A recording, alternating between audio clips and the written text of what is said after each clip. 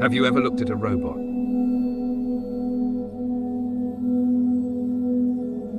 Or even a CGI character? And felt something was just wrong? Not terrifying like a monster, but unsettling in a way that makes your skin crawl. That strange, uncomfortable feeling has a name: the Uncanny Valley.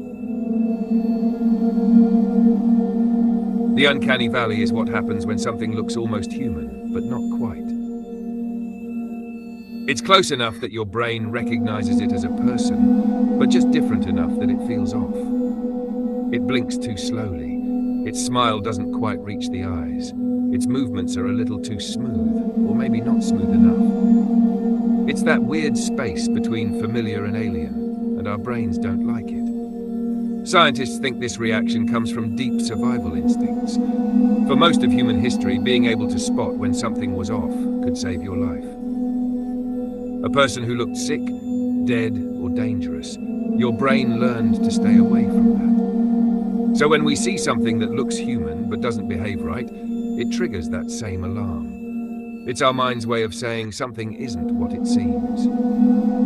There's also the mismatch between how something looks and how it acts. When a robot or a digital character looks human, we expect it to feel human, to move naturally, to have emotion, to react the way we would. But when those expectations break, our brains get confused. That confusion feels wrong, unnatural, even threatening. And then there's something deeper. The Uncanny Valley challenges what it means to be human. If something artificial can look almost exactly like us, then where's the line between real and fake? It makes us question our own identity, and that's terrifying in a quiet, existential way. That's why horror movies and games love the Uncanny Valley. They take something familiar, a doll, a child, a smile, and twist it just slightly out of place. You recognize it, but you know something's wrong. It's not the blood or the monsters that get to us. It's the feeling that something is pretending to be human and doing it almost perfectly. The name Uncanny Valley actually comes from a graph. Imagine a simple curve. On one side, you have things that don't look human at all, like a cartoon robot or a toy. They're obviously artificial, so we find them cute or harmless.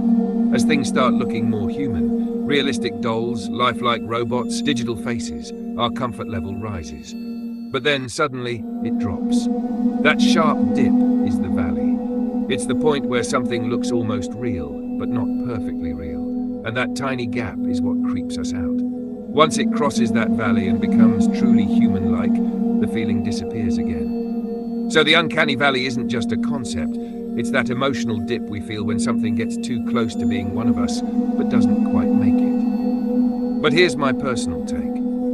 I'm not really scared of the Uncanny Valley itself. A weird robot or a creepy face doesn't bother me that much. What scares me is the intention behind it. Why is this thing trying so hard to look human? What does it gain by mimicking us? If it's disguising itself, what is it hiding? What's its purpose for blending in? The Uncanny Valley isn't just about how something looks, it's about what it means. It's the fear that something not human wants to be seen as one. And that, to me, is far more terrifying than any awkward smile or empty stare. So maybe the real fear isn't in the valley itself, but in what's waiting on the other side, pretending to be one of us. So maybe the Uncanny Valley isn't just about how something looks. Maybe it's about what it's trying to be. That feeling of unease, that instinctive chill. It's our mind picking up on something that doesn't belong. And maybe that's a good thing. Because the real fear isn't the almost human face staring back at us. It's the thought that something non-human wants to wear our skin, to blend in, to be one of us. Thanks for watching. If you've ever felt that Uncanny Valley chill, that split second where something felt human but wasn't, tell me about it in the comments. And remember, not everything that looks human is. I'll see you in the next one.